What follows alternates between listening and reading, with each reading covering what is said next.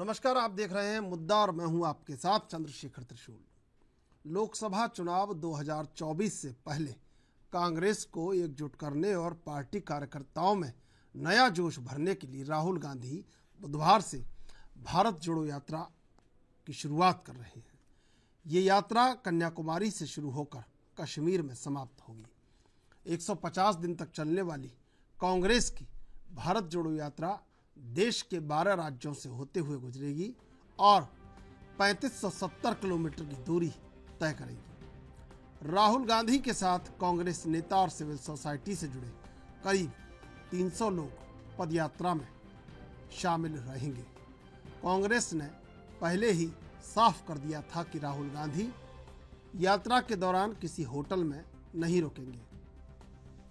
5 सितारा hotel के जरिए यात्रा नहीं होगी और राहुल गांधी साधारण तरीके से इस पूरी यात्रा को पूरा करेंगे। ऐसे में सवाल उठता है कि राहुल गांधी भारत जोड़ो यात्रा के दौरान 5 महीने कहां और कैसे रहेंगे, वो कहां खाना खाएंगे और कहां पर रात में सोएंगे। ऐसे ही उनके साथ चलने वाले लगभग यात्रियों का खाना, रहना, सोना किस तरह से होगा। इन्हीं सारे सवालों पर लोगों की नजरें टिकी है।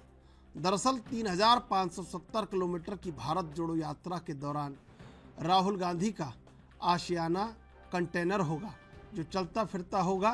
वो 150 दिन तक इसी कंटेनर में रहेंगे। सोने के लिए बेड, टॉयलेट और कुछ में एसी भी लगाया गया है। भारत जोड़ो यात्रा के दौरान कई इलाकों में तापमान और गर्मी बढ़ी हुई होगी। 3570 किलोमीटर की इस यात्रा में कई इलाके ऐसे भी हैं जहां भीषण गर्मी और उमस है, इसलिए कंटेनर में एसी की व्यवस्था की गई है। इसके अलावा कंटेनर में ही सोने के लिए गद्दे और टॉयलेट भी बनवाए गए हैं। बता दें कि राहुल गांधी भारत जोड़ो यात्रा को आम लोगों से जुड़ने से के लिए कवायद कर रहे हैं, इसीलिए चमक दमक से दूर साधारण तरीके से यात्रा को पूरा करना चाहते हैं। जाहिर सी बात है कि राहुल गांधी इसे यात्रा कहते हैं, लेकिन राजनीतिक विश्लेषक इसे 2024 की तैयारी मानते हैं। ऐसे में राहुल गांधी किसी भी होटल में ठहरने के बजाय कंटेनर जिसे आशियाने में तब्दील किया गया है उसी में रहेंगे और टेंट में पार्टी नेताओं के साथ खाना खाएंगे। ये ऐतिहासिक यात्रा जो प्रारंभ हो रही है, इसका महत्व पूरा मुल्क समझ रहा है और राहुल गांधी जी ने जिस रूप में ये निर्णय किया भारत जोड़ो, उदयपुर डिक्लेरेशन के आधार पर सोनिया जी के सानिध्य में निर्णय हुआ और आप देख रहे हैं कि भारत जोड़ो, जोड़ो जोड़ो भारत जोड़ो। तो ये क्यों नौबत आई, इसके मर्म को समझना पड़ेगा कि जिस प्रकार का माहौल बना देश के अंदर, ऐसा माहौल आज़ादी के बाद में पहली बार बना है, जहाँ नफरत, तनाव, हिंसा का माहौल है। पूरा देश चिंतित है इस बात को लेकर के। हम प्रधानमंत्री जी से बार बार रिक्वेस्ट कर रहे थे कि आपको चाहिए कि आप ये अपील करें देशवासियों से कि देश पूरे में प्रेम, भाईचारा, सद्भावना होनी चाहिए और मैं किसी कीमत पर हिंसा को बर्दाश्त नहीं करूंगा। आज तक उन्होंने ये बात नहीं। गांधी भारत यात्रा जोड़ने की शुरुआत के पहले देश की जनता को ये जवाब दे दें कि जब उनके पूर्वजों ने जम्मू कश्मीर में धारा 370 और 35 ए लगा के जम्मू कश्मीर जो भारत का अभिन्न अंग था उसे अस्थायी रूप से अलग कर दिया था। भारत की पार्लियामेंट के कानून नहीं लागू हो रहे थे, भारत के में रहते हुए अधिकारों का फ़ायदा नहीं मिल रहा था, प्रधानमंत्री आवास से लेकर के रिजर्वेशन तक दलितों का नहीं हो रहा था। तो उस समय जब प्रधानमंत्री नरेंद्र मोदी के नेतृत्व में अमित शाह जी 5 अगस्त 19 को लेकर के लोकसभा और राज्यसभा में आए, उस समय भी अगर उनको भारत को एक करने और जोड़ने की ख्वाहिश होती तो कांग्रेस पार्टी को उस बिल का विरोध नहीं करना चाहिए था। उस बिल का विरोध उन्होंने एड़ी चोटी किया, तो उससे साफ पूरे भारत के सामने बेनकाब हो गई कि आज कांग्रेस पार्टी का जो भारत को जोड़ने के लिए कितना बड़ा कदम, 70 वर्षों का माथे पे लगा हुआ भारत माता के कलंक को मिटाया, तो भारत जोड़ने का काम वो हुआ है। और आज अपनी पार्टी को पहले जोड़े, पार्टी के सारे वरिष्ठ नेता उनको छोड़ रहे हैं, तो जब अपना घर नहीं संभाल पा रहे हैं, अपना परिवार नहीं संभाल पा रहे हैं, तो वो भारत जोड़ने की और देश जोड़ने की बात क्या करें। कांग्रेस का समय में तो भारत दो टुकड़ा हो ही गया था। अभी भारत जोड़ने के लिए तो कांग्रेस को पाकिस्तान जाना है। अभी राहुल गांधी को फिर से लाने का तैयारी वही है, भारत तो डिवाइड हो गया 1947 में। अगर भारत जोड़ो यात्रा करना है तो राहुल गांधी को ये यात्रा पाकिस्तान में करना सही है। भारत में यात्रा करने से क्या फायदा होगा? भारत तो जुड़ा हुआ है, खंडित क्या हुआ? पाकिस्तान ही खंडित हुआ। तो इसीलिए मैं राहुल गांधी को सलाह देता हूं कि भारत जोड़ो कार्यक्रम आप पाकिस्तान में लेके जाइए। I don't take the Assam Chief Minister seriously because he has to prove his loyalty every day after having been in the Congress party for 20 years or 25 years. He's a migrant. He's a recent migrant to the BJP, so he has to make outrageous statements every day to prove his loyalty. So I don't take him seriously. But let's ask this question: why Bharat Jodo Yatra now? Three reasons. One, India is being torn apart because of economic inequality, growing economic inequality. India is being torn apart because of increasing social polarization. And India is being torn apart because of political over-centralization. So that is the reason why, at this particular moment of time, the Congress party promised at Udaipur 4 months ago, and today we are launching this very long and ambitious Padyatra. So, I think the BJP should focus on governance. It's the party. बिल्कुल कहीं ना कहीं निश्चित रूप से अब जब राहुल गांधी भारत जोड़ो यात्रा निकालने वाले हैं तब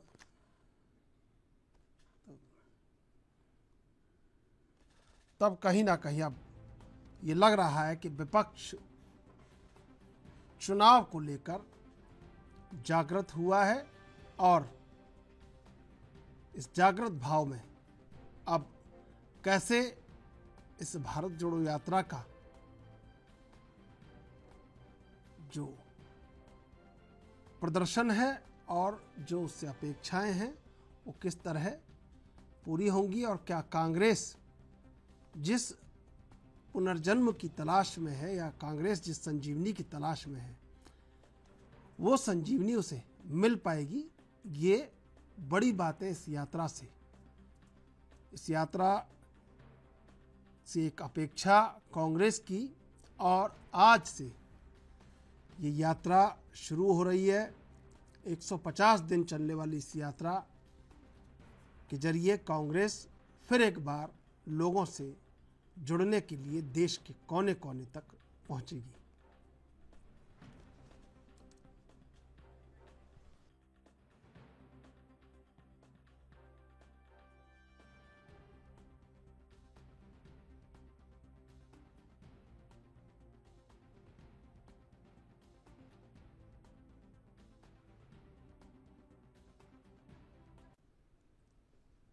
इसी मुद्दे पर चर्चा करेंगे, सीधे चलेंगे मेहमानों के पास। 3 मेहमान इस समय हमारे साथ जुड़े हुए हैं। दीपचंद राठौर कांग्रेस से, प्रदीप भटनागर बीजेपी से, आशुतोष शर्मा वरिष्ठ पत्रकार राजनीतिक विश्लेषक। आप तीनों का स्वागत है एएनबी न्यूज पर। दीपचंद राठौर जी, हेमंत विश्व शर्मा ने कहा है कि कांग्रेस को यात्रा पाकिस्तान से निकालनी चाहिए और पहले दिन आज जब यात्रा 5 बजे शुरू होने वाली है, कहीं ना कहीं सत्ता पक्ष को भी लग रहा है कि यात्रा के मायने कहीं ना कहीं लोगों से जुड़ने के हैं और लोगों से जुड़ेंगे। अब क्या लगता है आपको कि इस यात्रा से क्या अपेक्षाएं हैं कांग्रेस की? देखिए, भारत जोड़ो यात्रा आज से निकलती है, ये सब कुछ जोड़ेगा, इसमें गरीबी होगी तो मजबूरी बनेगी। इसके अंदर सारी चीजें करने की नौबत क्यों आई है? क्योंकि पिछले 2-3 सालों से ये सरकार जनता के मुद्दे पर चर्चा नहीं करना चाहती और नकारात्मक मुद्दों पर ही राजनीतिक नैरेटिव रखना चाहती है। कांग्रेस पार्टी कई सालों से महंगाई, रोजगारी, भ्रष्टाचार, कृषि अर्थव्यवस्था, भुखमरी ऐसे तमाम मुद्दे को उठाती आई है। और हमने संसद में भी इनसे अगर सरकार से अगर समय मुद्दे पे 20 मिनट का समय देते हैं, और उसके बावजूद भी विपक्ष को बोलने नहीं दिया जाता। इसलिए हम जनता की अदालत में जा रहे हैं। जनता की अदालत में इसलिए जा रहे हैं क्योंकि वहाँ जनता से जुड़े हुए मुद्दे हैं, तो सरकार उस पर चर्चा करना नहीं चाहती। ये कहते हैं कि सब चंगा सी, और लोग कहते हैं सब महंगा सी।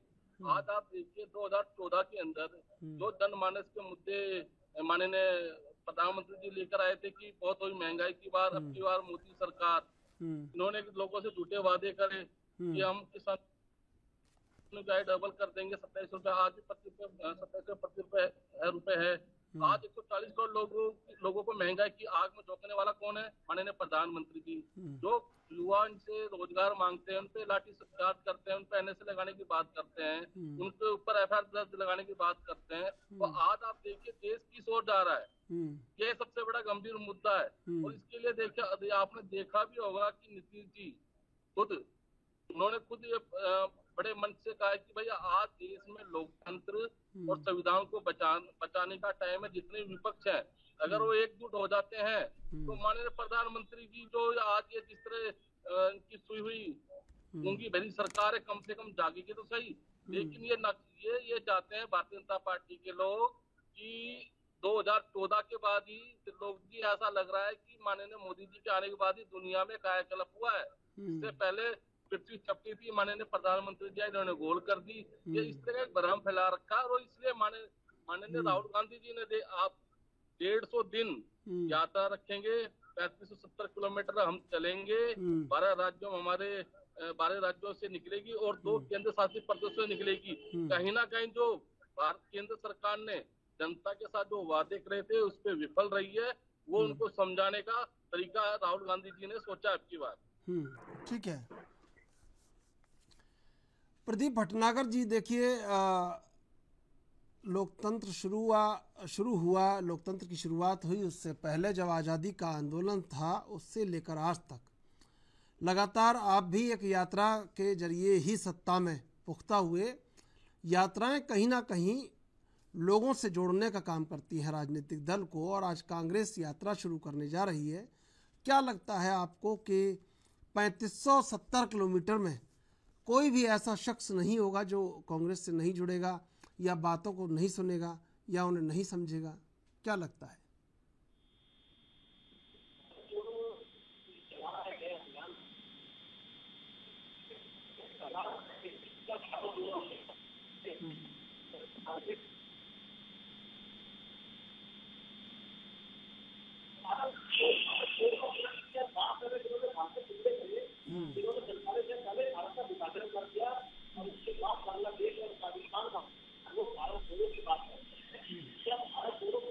चलिए मैं आऊँगा आपके पास। आशुतोष जी, क्या लगता है कि 3570 किलोमीटर में कोई भी वो गांव या वो शहर या वो कस्बा नहीं आएगा जहां कोई समस्या नहीं है, जहां पे कोई कांग्रेस को नहीं सुनना चाहता है? कुछ ना कुछ लम्हे तो ऐसे आएंगे जो बीजेपी के लिए बड़ी परेशानी खड़ी कर सकते हैं। देखिए त्रिशूल जी, आपने बड़ा ज्वलंत प्रश्न उठाया कि जब राहुल गांधी जैसे दिग्गज कांग्रेसी नेता अपनी पद यात्रा शुरू कर रहा है, भारत जोड़ो, पहले तो मैं कहूंगा इस यात्रा को भारत जोड़ो की बजाय कांग्रेस जोड़ो कर अगर नारा दिया जाए, नाम दिया जाए तो अधिक उचित होगा। भारत तो एक अखंड भारत शुरू से ही है। जैसा अभी पहले प्रवक्ता ने कहा कि अगर भारत जोड़ना है तो उनको पाकिस्तान या बांग्लादेश जाकर के शुरुआत करनी चाहिए, जिससे वो सब भारत में दोबारा से विलय हो जाए, भारत अखंड भारत पुनर्जीवन। कांग्रेस को जोड़ने का कार्य कर रहे हैं, और हमारा देश साउथ से लेकर कन्याकुमारी से लद्दाख तक देखिए 3500-3600 किलोमीटर की लंबाई हमारी दूरी है, जो 150 दिन में राहुल गांधी जैसे नेता इसको शुरू करने जा रहे हैं आज शाम को 5 बजे। और वो कहते हैं कि मैं जनता से जुड़ करके रहूंगा, मैं किसी 5 सितारा होटल में नहीं रहूंगा। पहले तो ये बताइए, जो कंटेनर बनाया है, क्या उसमें कोई विलासता, कोई लग्जरी की कोई कमी है जो 5 स्टार होटल में होती है? क्या वो रोड साइड में जनता का बना हुआ खाना खाएंगे? खाना भी उनका विशेष बनाया जाएगा, कंटेनर भी विशेष रूप से उनका बनाया गया जिसमें सारे सुविधा विलास साधन उसमें मौजूद होंगे। तो ये भारत जोड़ो चल रहा था कार्यक्रम, उन्होंने कहाँ से चला दिया, कांग्रेस जोड़ो कहें तो ज्यादा अच्छा लगेगा। और हर राज्य में आपने कहा, बहुत अच्छी बात है कि भारत विशाल देश है, हमारे पास विभिन्न सभी विश्व के धर्म के लोग रहते हैं, सभी जात पात के लोग हैं, हमारे देश में विभिन्न भाषाएं बोली जाती हैं, विभिन्न हमारे डायलेक्ट हैं, सब कुछ है। हमारे देश में विभिन्नता में एकता है, इस चीज को हमको मान लेना चाहिए। राहुल गांधी जी इस चीज से भली बात परिचित है। लेकिन जैसे कि मैंने पहले भी एक बार डिबेट में कहा कि ये डूबतो वो जहाज है, डूबतो वो जहाज में जो छेक है अगर उसको भर लिया जाए और जहाज में आने वाले पानी को रोका जाए तो वो ज्यादा अच्छा है, और जहाज को डूबने से बचा सकता है। सवाल यहाँ पे भारत जोड़ो का नहीं है, कांग्रेस जोड़ो का है। कांग्रेस की जो डूबती नैया है, और ये राहुल गांधी इस बात से भली बात परिचित है।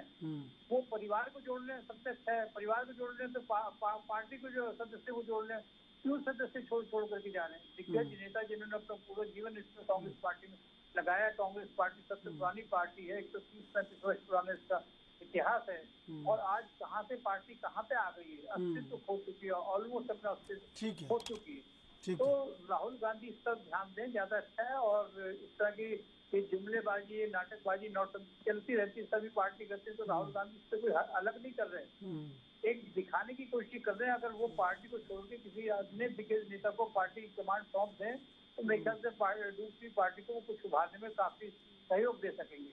ठीक है, बाकी ये चल रही है। तो ठीक है भाई, ठीक है। आशुतोष जी यहाँ भाजपा के प्रवक्ता भी बैठे हुए हैं, सब आप ही कह देंगे तो फिर उनसे पूछना सब निरर्थक हो जाएगा। आज प्रदीप जी, क्या लगता है आपको कि आपके लिए पूर्ण मनोरंजन का विषय है ये यात्रा, या इस देश के लिए गंभीरता का विषय नहीं है, या कांग्रेस उस संजीवनी को प्राप्त नहीं कर पाएगी क्योंकि आप प्राप्त करने नहीं देंगे? क्या लगता है कि इस यात्रा के मायने कुछ तो होंगे आखिर, क्योंकि लोकतंत्र और ये जनता बड़ी भावविहल है भारत की, कोई उनके दरवाजे तक पहुंचता है तो उसका बड़ा सम्मान होता है। ये भारत का जो एक स्वभाव है अतिथि देवो भव का, क्या लगता है कि इस यात्रा को वो ऊंचाई या वो आत्मीयता प्राप्त नहीं होगी आपके रहते?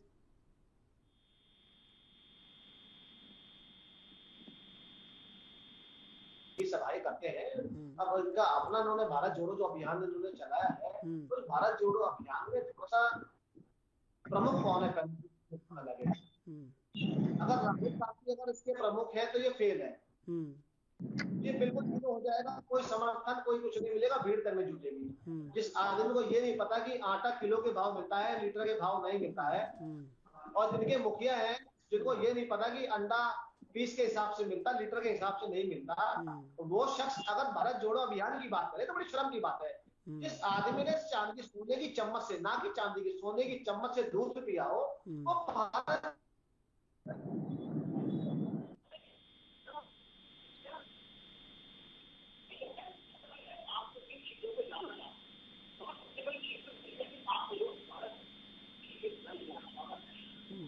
मगर कम से कम आज जनता जो आपसे पूछ रही है उनका तो जवाब दीजिए।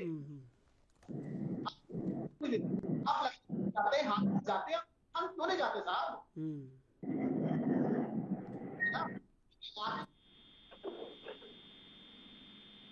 लेके आपको पहले अपनी चीजें ठीक करनी पड़ेगी, अपनी मंशाएं और अपनी इच्छा शक्ति को ठीक करना पड़ेगा।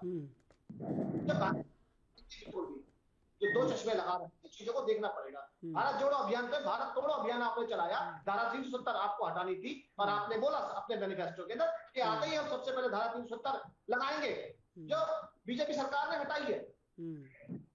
सीए जो लागू आप करना चाहते थे, भाजपा सीए को लेके आई, एनआरसी को लेके आई, उसे आप हटाना चाहते हैं। आप कैसा भारत जोड़ो अभियान चलाना चाहते हैं? आप भारत तोड़ो अभियान चलाना चाहते हैं। अरे विक्रांत आया, आपको जेलसी हो गई, उसमें कमी निकाली आपने, जीएसटी में आपने कमी निकाली, आप कहाँ चूकते हैं? आप कमियां निकालने में कहीं एप्रिशिएट करते हैं? जिस हाईवे पे आप चलते, जिस रोड पे आप चलते हैं, आज कभी उसे एप्रिशिएट नहीं करते आप लोग। आपको भारत जोड़ो अभियान चलाने के लिए पहले अपने अंतर आत्मा को शुद्धिकरण में लाइए, उसके बाद आप भारत जोड़ो अभियान चलाइए। ठीक है, क्योंकि आपका जो कार्यकर्ता भी है राहुल गांधी अकेले घूमेंगे अपनी सिक्योरिटी को लेके भारत जोड़ो अभियान के। समझ गया। और मैं ज्यादा कुछ नहीं। आपकी इतनी सारी बातों को एक लाइन में पूछ लेता हूँ। दीपचंद राठौर जी, देखिए, राजनीतिक विश्लेषक और भाजपा ये कह रही है कि घर में नहीं है दाने और अम्मा चली भुनाने। क्या आपको लगता है कि इससे पहले बहुत सारी चीजों को सही होना आवश्यक है, यात्रा से पहले होना चाहिए था, वो सही नहीं हुई? आवाज क्लियर नहीं है।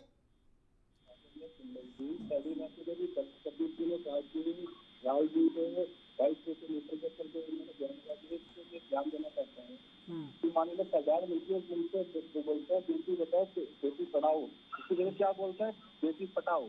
जब आपका कहा चला जाता है मतलब संस्कार, और खुद अमित शाह देश के जो गृह मंत्री हो कहते हैं 12वीं के बाद इंटर पास होनी चाहिए, और खुद माननीय प्रधानमंत्री कहते हैं कि हमारे देश की आबादी 600 करोड़ है। तो बताइए इसको अगर माननीय राहुल गांधी जी ये बोलते समय स्लिप ऑफ ट्रेंड हो जाता है तो उसकी गलती कोई जिस तरह चला रहे हैं। आपने देखो जी न्यूज के अंदर भी टीवी वालों ने किस तरह राहुल गांधी जी के बयान को तोड़ मरोड़ के उनको आतंकवादी घोषित करने की कोशिश करी। बाद में क्या हुआ, उन एंकर पे एफआईआर दर्ज हुई है।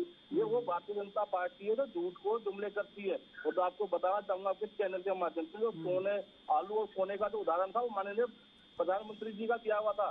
बस फर्क यह है कि उस टाइम आईटी सेल की वजह से इन्होंने हमारे माननीय राहुल जी का इन्होंने गलत उपयोग करा। और रही बात, आज मैं उनसे पूछना चाहूंगा कि कांग्रेस पार्टी 135 साल पुरानी पार्टी है त्रिलोक जी, बहुत से कार्यकर्ता आते हैं, कार्यकर्ता से चले जाते हैं, तो किसी की कोई चिंता नहीं। अगर पुराने नेता गए हैं तो उनकी जगह नए नेता भी आते हैं। ये पार्टी बहुत विशाल पार्टी है। इस कांग्रेस पार्टी हर पंचायत के अंदर, हर गांव के अंदर, हर जिले के अंदर इस पार्टी का नेतृत्व है। इस पार्टी के लोग हमें उस चीज की चिंता नहीं है। हमें चिंता है कि भारत के लोगों की जो देश की सरकार है वो देश के अंदर एक नैरेटिव नकारात्मक चला रही है, उस पर बात होनी चाहिए। लेकिन ये अभी तक उस मुद्दे पर बात नहीं करना चाहते। मैं आपको बताना चाहूंगा कि एक टाइम था कि हमने कहा था कि अंग्रेजों भारत छोड़ो। आज की टाइम अंग्रेजों के बाकी लोग हैं वो इतने सरफरस्त हो गए हैं लोग जी, उन्होंने देश की संवैधानिक संस्थाओं पर हमला करना शुरू कर दिया है। संप्रदाय का एक नंगा नाच शुरू कर दिया है। महंगाई चरम पर पहुंच गई है, बेरोजगारी भ्रष्टाचार चरम पर पहुंच गई है। जो प्रॉमिस कर जो वोट लिए थे उन्हें कहीं ना कहीं तोड़ा गया है। रोजगार नहीं है, विकास के दावे कर रही है। कहते हैं कि हम दो हमारे दोस्त की सरकार है। अरे भाई, मैं इनसे पूछना चाहूंगा, आप दो और हम दो तो अमीर होते जा रहे हैं, लेकिन 90% लोग गरीबी रेखा के नीचे चले गए, उसके ऊपर आप नहीं बोलते हो। जब आपसे देश, और दूसरी बात, दिल्ली को उन्होंने नशेला राज्य बना दिया, क्योंकि केजरीवाल और बीजेपी के दोनों के डीएनए में भ्रष्टाचार है। आपने देखा गुजरात के अंदर जिनकी सरकार है वहां पर 100 से ज्यादा जहरीली शराब के अंदर लोग मर जाते हैं, पर वहां पर ईडी सीबीआई इनकम टैक्स नहीं जाती है, क्योंकि वहां पर इनकी सरकार है। ये फर्क है। जिस तरह इन्होंने एक संवैधानिक संस्थाओं को अपने मतलब उपयोग के द्वारा विपक्ष पर हमला करने की कोशिश कर रहे हैं। ये चाहते हैं कि लोग भी देश से विपक्ष मतलब विलीन देश चाहते हैं। लेकिन मैं इनको याद दिलाना चाहूंगा आपको भी कि 2014 से पहले जो अटल जी की सरकार थी, ये सरकार भी नहीं। उन्होंने क्या कहा था कि किसी चुनी हुई सरकार को अगर तोड़कर उनको वापिस सरकार में बनाते हैं तो सरकार को मैं चिमटे से भी छूंगा, ये बात संसद के अंदर कही थी। लेकिन अमित शाह और मोदी जी का सिर्फ एक ही प्लान है कि किसी तरह वो सरकार में रहे या खरीद फरोख्त करके वो सरकार में रहे। उन्हें अमर अजर होना चाहिए। होने की लालसा इतनी बढ़ चुकी है वो कि विपक्ष विलीन देश बनाने की कोशिश कर रहे हैं। ठीक है आशुतोष जी, क्या लगता है कि आप कह रहे हैं डूबता हुआ जहाज है और कांग्रेस समाप्त हो चुकी है, तो ये सब चीज़ें अगर हैं तो क्या लगता है आपको कि जो कांग्रेस या विपक्ष कह रहा है महंगाई बेरोजगारी के बारे में, वो सब कुछ है नहीं ऐसा? क्या लगता है? या जो वर्तमान सरकार है वो पूरी तरीके से संतुष्टिजनक कार्य कर रही है? क्या लगता है आपको, या विपक्ष को नहीं बोलना चाहिए? जी देखिए, ये जो कह रहे हैं मैं इनकी बात से कुछ हद तक सहमत हूँ कि महंगाई देश में बढ़ रही है, उससे इनकार नहीं किया जा सकता। बेरोजगारी देश में जरूर है, लेकिन उसके पीछे कुछ कारण है, अपरिहार्य कारण है जिनको भी हम नहीं भूल सकते। विश्व की स्थिति को अगर देखा जाए, रूस और यूक्रेन का युद्ध चल रहा है, तेल इम्पोर्ट यूक्रेन रूस में हुआ था, भारत में क्या हुआ? अरे रूस में नहीं रहती है। आप उनको लीजिए, आप बोल रहे थे, सब सुन रहे थे, आप बोल रहे थे। सुनिए थोड़ा 2 मिनट शांति का दाम दीजिए। आप बोले सबने ध्यान से सुना, आप बोल रहे थे, ध्यान से सुन रहे थे। मेरी बात को सुनिए। मेरा किसी पार्टी से कोई लेना देना नहीं है। भारतीय जनता पार्टी कांग्रेस मुझे रोटी नहीं देती है, मैं अपना कार्य करता हूँ, नहीं देती है। ठीक है, सुनिए ध्यान से सुनिए। आप इस चैनल पे आइए, पहले ध्यान से सुनिए, शांति से बैठिए, कहने दीजिए मुझे बात। आपने कहा, मैंने सुना, सबने सुना, मेरी बात तो सुनिए। कुछ है ही नहीं मोदी जी का। अरे मैं मोदी जी का भक्त नहीं हूँ, मैं कांग्रेस का भक्त नहीं हूँ। भक्त लग रहा आप अभी कांग्रेस में ये बोल रहे हो कि अभी कांग्रेस की क्या बोला कि कांग्रेस टूटा हुआ जहाज है, कांग्रेस को डुबाने की। आप इससे इंकार करते तो बताइए, कांग्रेस की क्या स्थिति है, कहां से कहां पहुंची है? 135 साल कांग्रेस की स्थिति है कि कांग्रेस जनमानस के मुद्दों को लेकर चल रही है। दिल बहलाने को ये ख्याल अच्छा है, हिम्मत है तो देश की, लेकिन आप आवाज क्यों उठाते? दिल बहलाने को ख्याल अच्छा है, हिम्मत है, आवाज उठाइए ना आप। Self praise is no praise. Congress कहाँ थी, कहाँ से खड़ी हो गई? जनता ने क्यों लगा रहा है? ये बताइए, जनता ने क्यों लगा रहा है? क्यों राज्यों से आप अपना अस्तित्व खोते नजर आ रहे हैं? ठीक है, सच्चाई को सुनिए, सच्चाई को सुनने की हिम्मत रखिए। आप ऐसे चिल्लाने से कोई फायदा नहीं, सच्चाई को सुनने की हिम्मत रखिए। पहले मुझे बात कंप्लीट करने दीजिए, उसके बाद अपनी बात को रखिए। मैं आपकी बात को ध्यान से सुना, त्रिशूल जी बड़े ध्यान से सुन रहे हैं और बड़ी अच्छी तरह से इसकी एंकरिंग चलिए। आप सुनिए ध्यान से बात को। आपने इनका ये आरोप है कि आप एक ही तरफ, थोड़ा सा दोनों तरफ। अरे साहब, कांग्रेस की मैं तारीफ कर, कांग्रेस की तारीफ में तो इन्होंने विश्लेषण है या पत्रकार है, उनसे पूछा जाऊंगा महंगाई है कि नहीं है, रोजगार मांगता है तो रोजगार। लेकिन इनको विश्लेषण करने तो दीजिए आप, दीपचंद जी, इनको विश्लेषण करने तो दीजिए। अब अगर आप उन्हें विश्लेषण से भी रोकेंगे तो ऐसे थोड़ी है, उनको विश्लेषण करने दीजिए। आपको मैंने आपको सुना, जनता आपको भी सुन रही है, मुझे भी सुन रही है। कांग्रेस ने 1947 से अब तक जितना भी टाइम में राज्य के बहुत बड़े अच्छे कार्य करे, जिससे हम सभी अनभिज्ञ नहीं है, सभी लोग जानते हैं कांग्रेस के कार्य को। एक नेहरू का टाइम था, नेहरू जी के मृत्यु के बाद कहा कि सोचा गया कि देश कैसे चलेगा। 18 वर्ष नेहरू जी ने राज करा, उसके बाद लाल बहादुर शास्त्री आए, उन्होंने 18 महीने वो कार्य दिखाया जो नेहरू जी नहीं कर पाए थे। शास्त्री जी के देहांत के बाद इंदिरा गांधी आई, इंदिरा गांधी ने देश की छवि को अंतर्राष्ट्रीय स्तर पर काफी उठाया। उन चीजों से इंकार नहीं करते। व्यक्ति गलती हर व्यक्ति से होती है, हर कार्य काल में हर किसी व्यक्ति से अच्छे कार्य भी होते हैं, गलत कार्य भी होते हैं। अभी तक जहाँ बात चले भारत जोड़ो की बात है, कश्मीर का मुद्दा बड़ा अहम मुद्दा है। 370 ने क्या करके रखा देश को, कश्मीर को? कश्मीर का अभिन्न हिस्सा होते हुए भी कश्मीर भारत से अलग रहा। भारत का व्यक्ति अगर कश्मीर की महिला भारत में किसी से शादी कर लेती है, उसकी नागरिकता खत्म होती है। पाकिस्तान का व्यक्ति कश्मीरी महिला से शादी करता है, उसको कश्मीर भारत की नागरिकता मिल जाती है। अगर 370 धारा खत्म कर दी तो क्या बुरा किया? आपने कितना आतंकवाद खत्म हुआ क्या? आतंकवाद खत्म हुआ क्या?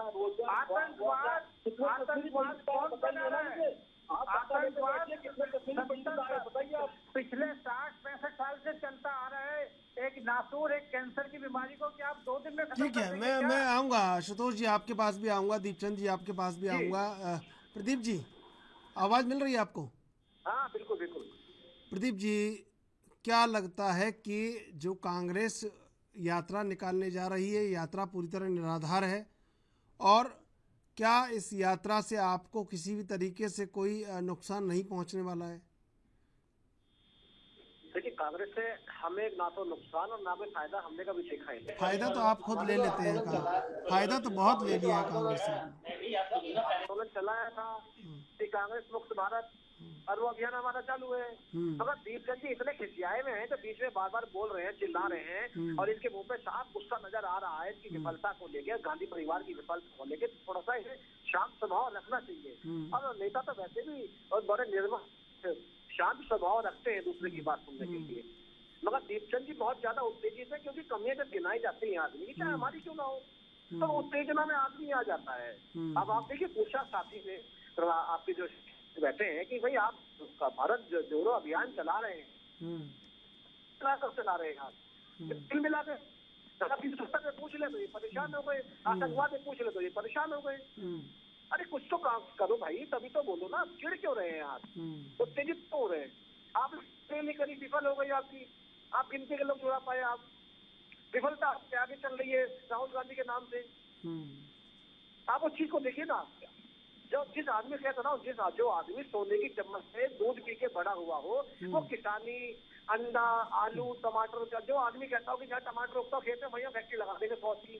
जिस आदमी सोच ये हो कि जहाँ आलू उगेगा उसी क्या नाम खेत के अंदर आलू के चिप्स बनाना शुरू कर देंगे।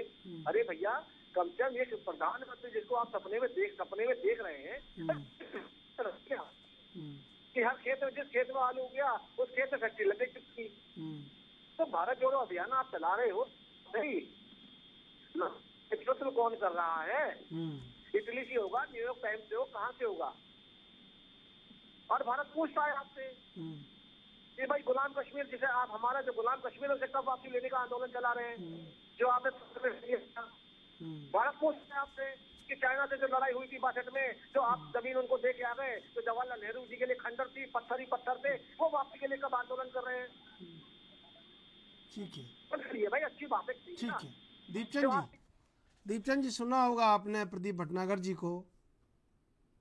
जो पुल बना दिया वो किन्होंने बनाए? पापा बना के चले गए, तो चीन के अंदर जो मुर्गियां आज चीनी करा इनको वहां से चीन घुसी नहीं घुसी हमारे बॉर्डर में। प्रदीप जी याद है ना आपको? उस पर नहीं बोलेंगे आप?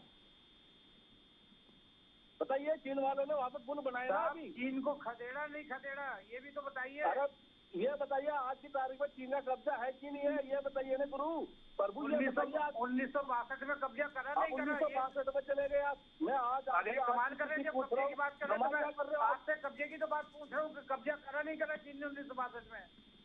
ये बताइए, आप करा नहीं करा, ये बात सीधा जवाब दीजिए। तो आप पूछे, मैंने किसकी सरकार थी, याद है आपको? 62 में किसकी सरकार थी? मुझे नहीं पता। किसकी सरकार थी? बता दीजिए आप। नहीं, 62 में किसकी सरकार? आपने ये बोल दिया कि मोदी जी का ये सब कुछ हुआ, तो मोदी जी से एक चीज पूछना चाहता हूँ प्रदीप जी आपसे, कि आपने भी क्या कहा कि हमारे को विपक्ष की जरूरत भी नहीं है। अच्छी बात है, जरूरत तो आपको होगी नहीं, क्योंकि आपके पास तो लाइट है ही नहीं अभी तक। और मैं आपको याद दिला दूं, अगर टूटी फूटी नौका भी अगर बगावत को उतर जाए ना, तो अच्छे जो तूफान है ना उसको उठाना वो भी भूल जाते हैं। और आपसे कितने अलाइड आप बताइए, आप तो 8 साल से जीतते आ रहे हो, तो आपका परिवार छोटा होता जा रहा है। कितने अलाइड आपके साथ आज की तारीख में बताइए? आप नहीं बताएंगे ना, क्योंकि जेडीयू से चला गया, शिवसेना से छूट चुकी है, अकाली दल से चला गया, वेस्ट बंगाल में अगर गोरखा। प्रदीप जी ये समझने लगे अब आपकी बातों को, आप घुमाते फिराते हैं, ये मुद्दे पे आ जाते हैं सीधे। आप टॉपिक की बात कीजिए, मुद्दा क्या है? गुजरात में आप सीटें लेके आए, वो आम आदमी पार्टी जो है एक नाक बन के पहुंच गई है डसने के लिए। आपको चिंता करनी चाहिए गुजरात की, आपको चिंता करनी चाहिए राजस्थान की, जहाँ सरकार जाने वाली है। आप चिंता में लगे, मोदी जी करने में लगे। शायद इतना अगर शिव का नाम लेते वो भी आ जाए, दर्शन देने आ जाते। आप बताओ कहानी क्या है? इसके लिए तो मोदी जी है ना, वो मोदी जी ही सब कुछ है। देखिए मोदी जी को ये गाली बकते हैं, आप जहाँ नाम लेना होता मोदी जी का नाम लेते हैं, इनका किसी का नाम ही नहीं आता। तो ये मोदी जी आगे बढ़ रहे वाला देश की जनता चाय बेचने वाले को प्रधानमंत्री ने किया और देश दिया, लेकिन ये चाय बेचने के साथ साथ आप देश बेचना शुरू कर दो, संपत्ति को बेचना शुरू कर दो, अब वो दलाली बंद हो गई, व्यापार बंद हो गया, धंधा बंद हो गया, बताइए ना, क्योंकि ये वो लोग आपसे बस आप हम तो हमारे रोड की सरकार है, क्योंकि सब कड़वा होता है उसको आप नहीं बोलेंगे। आज पीएमओ के सारे संसाधन आप देख खागे, आज मोदी अगर रेगुलर बोले जाओगे तो क्या नहीं, सुन लीजिए भाई, सुन लीजिए दीपचंद जी सुन लीजिए। आपके कर्मकांड छुप जाएंगे, आप दोनों को दबा लोगे बोल बोल के बीच में, बोल के बार बार, तो आपका चाहते हम दोनों चुप बैठ रहे हैं आपको सुनने के लिए। क्या गुलाम नबी आजाद क्या बोल रहे हैं जो बोल रहे हैं? प्रदीप जी ज्योतिराज सिंधिया क्या बोल के चले गए? क्या उनकी सुनिया आपने? अरे कब तक पक्ष लेंगे आप गांधी परिवार का? कब तक पक्ष लेंगे? महंगाई बेरोजगारी 23 के लोग कहने लगे कि चुनाव निष्पक्ष होगा या होगा नहीं होगा। 2014 के अंदर तो आए थे सेंटर लेकर सड़क पर तोड़ के दिखाया हुआ, दिखती भी नहीं हो तो उससे नहीं बोलेंगे। आज महंगाई नहीं हुआ है, इससे नहीं बोलेंगे, बेरोजगारी से नहीं बोलेंगे। बस मोदी जी के गुणगान, मोदी जी के गुणगान में देश ही चलता है। देश बिल्कुल बोलेगा, बिल्कुल नीति आपके पास है नहीं, सिर्फ आपके पास जुमले है। ठीक है आशुतोष जी, क्या लगता है कि आपको नहीं लगता कि कोई प्रभाव इस यात्रा से होने वाला है? देखिए त्रिशूल जी, मैं बड़ा स्पष्ट रूप से कहूंगा, ये प्रवक्ता कांग्रेस भारतीय जनता पार्टी के प्रवक्ता अपनी अपनी पार्टी का गुणगान कर रहे हैं। मैं किसी पार्टी को बिलोंग नहीं करता, मैं तो एक बड़ा निष्पक्ष रूप से अपना जो मूल्यांकन है अपने हिसाब से कह रहा हूँ कि कांग्रेस पार्टी थोड़ी जनता की सिंपैथी गेन करने की कोशिश कर रही है। राहुल गांधी के सामने जो सबसे बड़ी समस्या जो तो वो सिंपैथी जो आप कह रहे हैं गेन करने की कोशिश कर रही है, होगी या नहीं होगी? कोशिश कर रहे हैं, मैं नहीं समझता ज्यादा सफलता मिल पाएगी, क्योंकि आज की तारीख में जनता उस चेहरों को देख करके ऊब गई है। वो चाहती है कि इसमें पार्टी के नेतृत्व में बदलाव आना चाहिए, जिसका कि जो कुर्सी से इतने ज्यादा चिपक गए, ना जाने उनको किस तरह का डर। ठीक है, ये जायज एक बार सवाल हम पूछ लेते हैं। देखिए दीपचंद राठौर जी, कांग्रेस भी इस बात को भीतर से जानती है कि नेतृत्व परिवर्तन और गैर गांधी राष्ट्रीय अध्यक्ष की मांग लगातार कांग्रेस में पुरजोर है और G23 से लेकर लोगों तक भी ये बात बहुत मजबूत हुई है। नहीं लगता आपको कि राहुल गांधी फिर से राष्ट्रीय अध्यक्ष होंगे और फिर से वही बात होगी और शायद इसीलिए इस यात्रा को भी निकाला जा रहा है? नहीं लगता आपको? और अगर ऐसा हुआ तो फिर कांग्रेस कमजोर साबित होगी? मुझे नहीं लगता कि कांग्रेस राहुल गांधी जी होंगे। अगर वो कांग्रेस अध्यक्ष बनना चाहते तो लोकसभा चुनाव हारने के बाद तो 2019 में वो अध्यक्ष का त्याग पत्र नहीं देते, पहली बात को।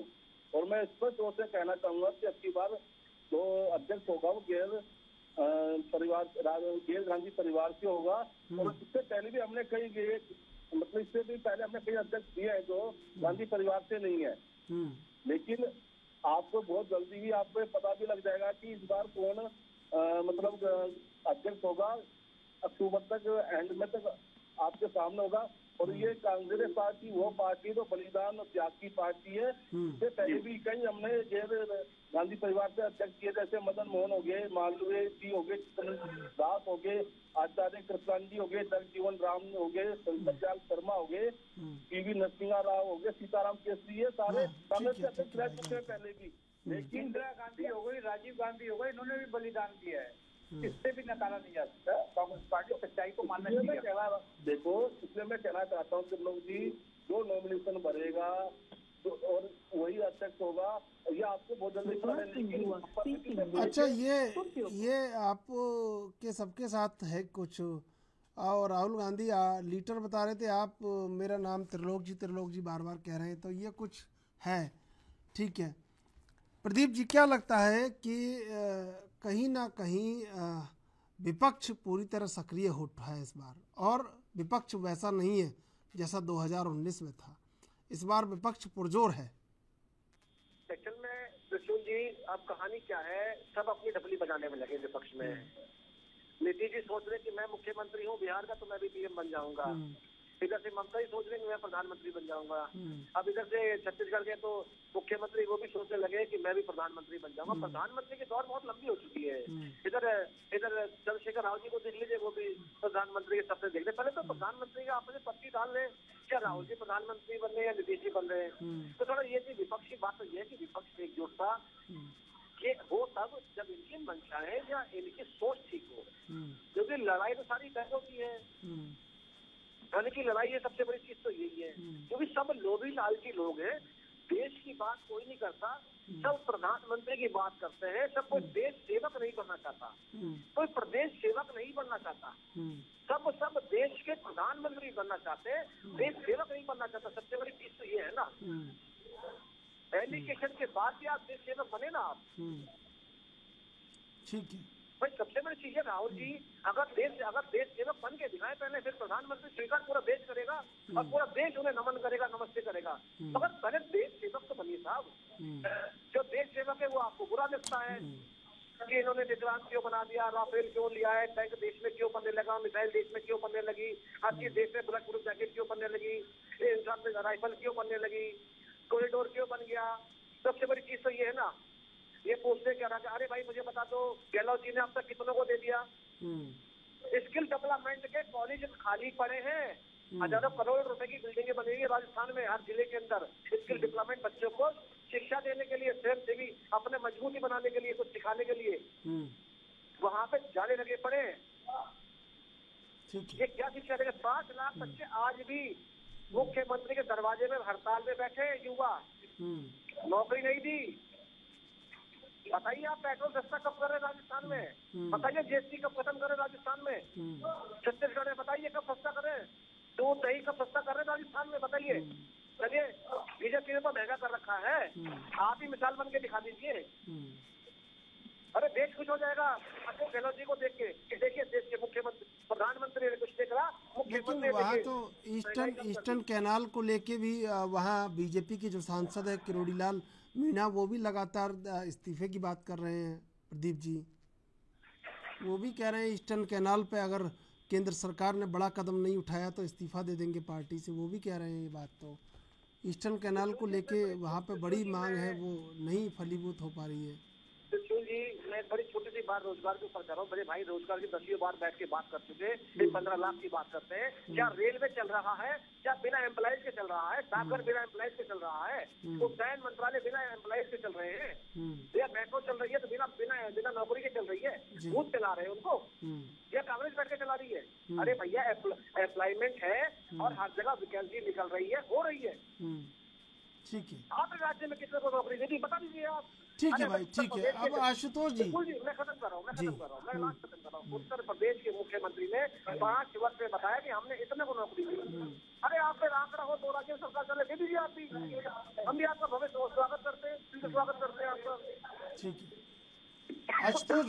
आशुतोष जी क्या लगता है कि इस बार जो विपक्ष का तेवर है वो उतना नर्म नहीं है या बिखरा बिखरा नहीं है? इस बार तेवर बहुत पुरजोर है, तो क्या नहीं लगता कि नुकसान की संभावनाएं भी बढ़ती हैं ऐसे? त्रिशूल जी मैं तेवर पुरजोर और तेवर में और तेजी आनी चाहिए। इतना तेज नहीं है जितना कि होना चाहिए। कांग्रेस पार्टी पूर्ण रूप से अपनी कोशिश कर रही है पुनर्जीवित होने की। बुझते हुए दिए में दोबारा तेल डालने की आवश्यकता है, लौ की आवश्यकता है, लौ को प्रज्वलित होने की आवश्यकता है। ये दिए में बाती तो है लेकिन तेल नहीं है। जब तक हम तेल नहीं डालेंगे, जब तक इसमें पुनः सशक्तिकरण नहीं करेंगे, हेल्म ऑफ द अफेयर जो पार्टी के नेतृत्व में बदलाव नहीं करेंगे, मैं अपना मूल्यांकन कर रहा हूँ, अपने आंकलन करके कह रहा हूँ कि दूसरी नैया को उभार पाना बड़ा कठिन कार्य है। असंभव नहीं लेकिन कठिन कार्य है। नेतृत्व में बदलाव लाइए, देखिए पार्टी में कैसे जब पार्टी सदस्य में जोश कर हो जाता है। बाकी 104 दिन का ये जुमला है, इन्होंने पद यात्रा वहाँ से यात्रा शुरू कर रहे हैं कन्याकुमारी से 150 दिन पूरे कर लेंगे, उसके बाद भी हमको पता लग जाएगा कांग्रेस पार्टी कहाँ थी, कहाँ है और कहाँ होगी।